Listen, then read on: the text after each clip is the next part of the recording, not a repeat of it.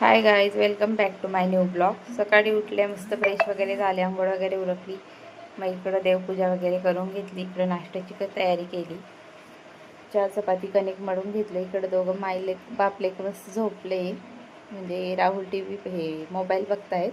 इकडं मी पटापट त्यांना नाश्ता करून घेतला. इकडं चहा गरमागरम, त्यानंतर दूधवाल्याला दूध घेतलं, दूध गरम करायला ठेवलं.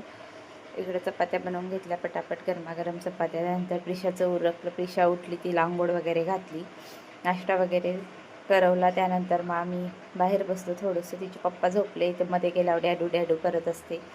मग आम्ही दोघांनी इकडं मस्त प्रिशासोबत फोटो वगैरे काढून घेतले 2-3. प्रिशा मला सांगत होती, अशी पोस्ट कर, तशी पोस्ट कर. बघा एवढीशी पण किती सांगते मला, असं कर तसं कर. बघा अशी पोस्ट कर म्हणत होती, मी तुझे फोटो काढते असं मला म्हणत होतं माझं बाळ. त्यानंतर आम्ही खेळलो वगैरे. इकडं मग दुपारच्या वेळेला आम्ही गेलो थोडंसं फिरायला. म्हटलं चला मंदिरात जाऊ, आज गुरुवार पण आहे.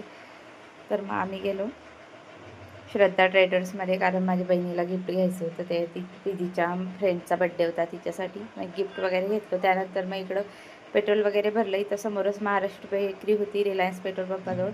सर्व इथं होलसेल दरात भेटतं. मग खारी टोस वगैरे बाहेरच्यापेक्षा इथं अफोर्डेबल आहे. तर मग इथून घेतलं. केक वगैरे घेतले, प्रिशासाठी नानकेट घेतली, ब्रेडचं पॅकेट वगैरे घेतलं.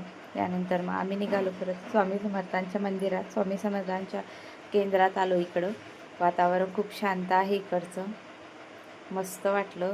खूप दिवसानंतर आईकडे होते तेव्हा जायचे केंद्रामध्ये, आता खूप दिवसानंतर आले केंद्रात. हे घरापासून खूप दूर आहे, त्यामुळे काही जमत नाही.